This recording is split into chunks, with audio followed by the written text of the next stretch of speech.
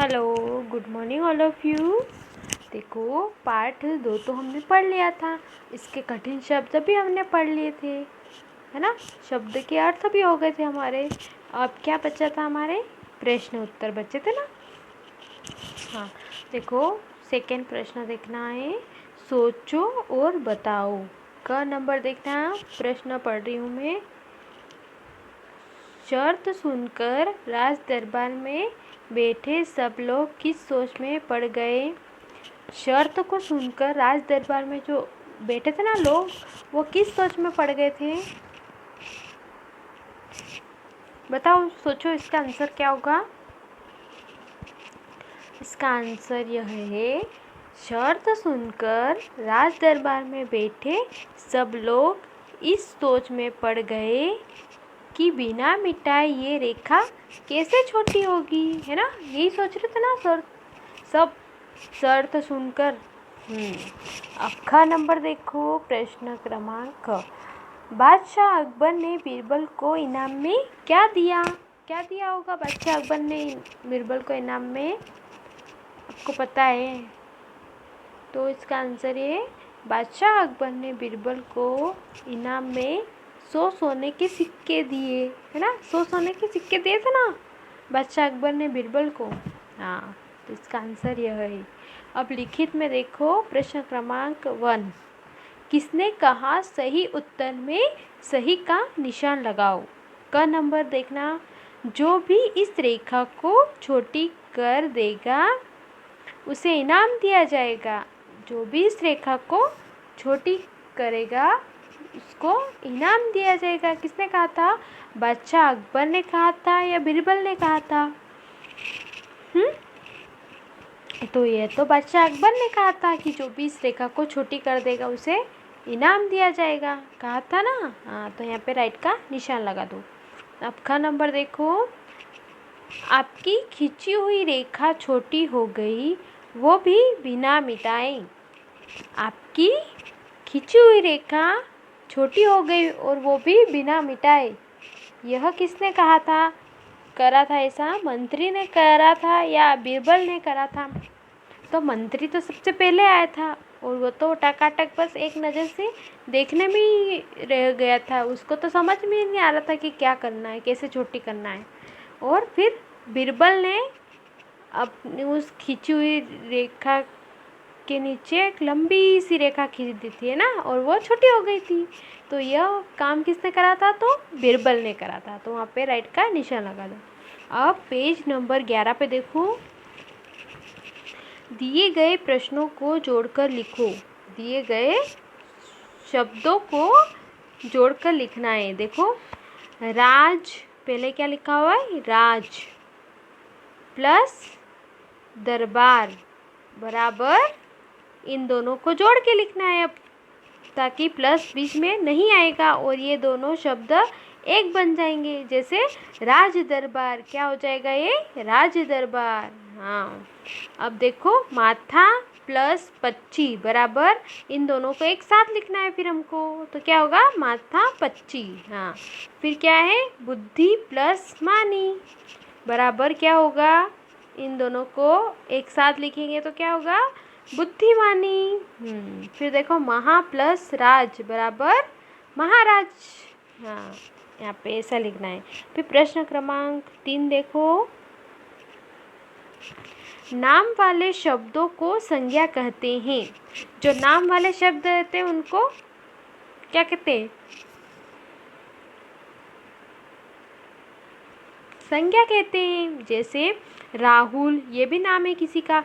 तितली, ये भी नाम है, तितली। और पेड़, ये भी क्या है? ये भी एक नाम है। हाँ, दिए गए वाक्यों में संज्ञा शब्दों को रेखांकित करो। संज्ञा शब्द है ना, उसके नीचे लाइन खींचनी है। उस शब्द के नीचे अपने को लंबी लाइन खींचनी है। देखो, बादशाह अकबर ने ऐलान किया। बादशाह अकबर ने ऐलान किया, तो इसमें क्या आएगा? शब्द, संज्ञा शब्द कौन सा दिख रहा है आपको इसमें? बताओ जल्दी से। तो नाम वाले शब्दों को क्या कहते हैं? संज्ञा कहते हैं। तो अपने को इसमें से नाम वाले शब्द कौन सा बताओ जल्दी से। इसमें बादशाह, ये तो एक राजा है, ये तो राजा है। अब सेकंड देखो, अकबर ये नाम है, तो ये संज्ञा शब्द हो गया। तो इसके नीचे आपको लाइन खींचनी है, रेखांकित करना है इसको, तो लाइन खींच दो इसके नीचे। हाँ, अब ख नंबर देखो, सब राज दरबार में बैठे थे। अब राज दरबार ये भी की नाम है, एक राज दरबार है ना, तो इसमें अपने को इस राज दरबार के नीचे लाइन खींचनी है, तो आपको भी इसके नीचे लाइन खींचना है, खींचो।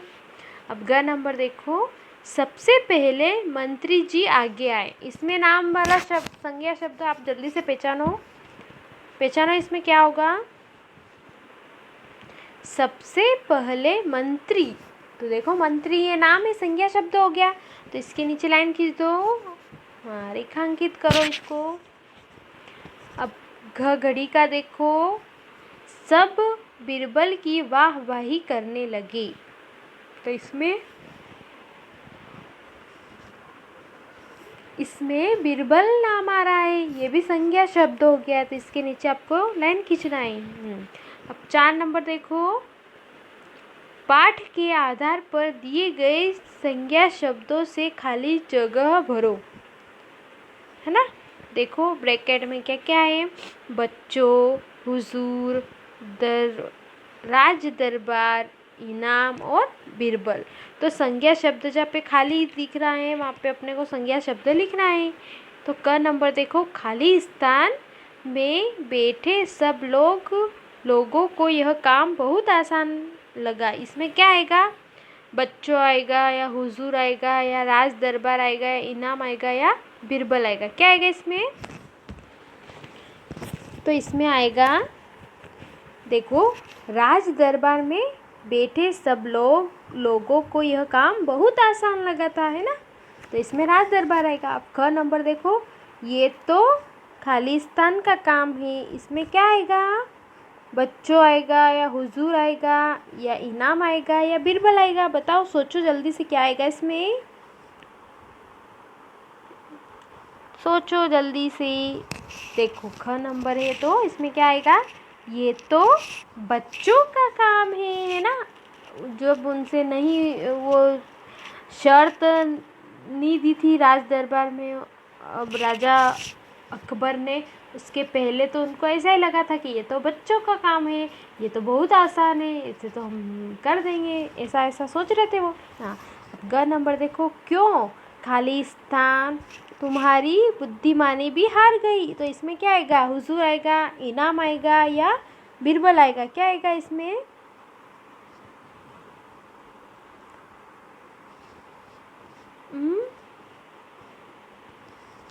क्यों बीरबल आएगा इसमें। क्यों बीरबल, तुम्हारी बुद्धिमानी भी हार गई, यह किसने कहा था, तो यह राजा अकबर ने कहा था ना बीरबल को, ऐसा कि तुम्हारी भी बुद्धिमानी हार गई क्या।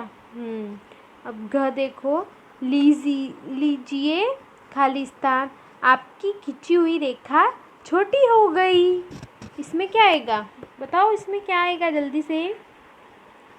लीजिए हुजूर, आपकी खिंची हुई रेखा छोटी हो गई, ये किसने कहा था ऐसा, यह बीरबल ने बादशाह अकबर से कहा था ऐसा कि लीजिए हुजूर, आपकी खिंची हुई रेखा छोटी हो गई। हाँ, देखो अंत में बादशाह अकबर ने बीरबल को, इसमें क्या आएगा आप बताओ जल्दी से, इनाम दिया, है ना।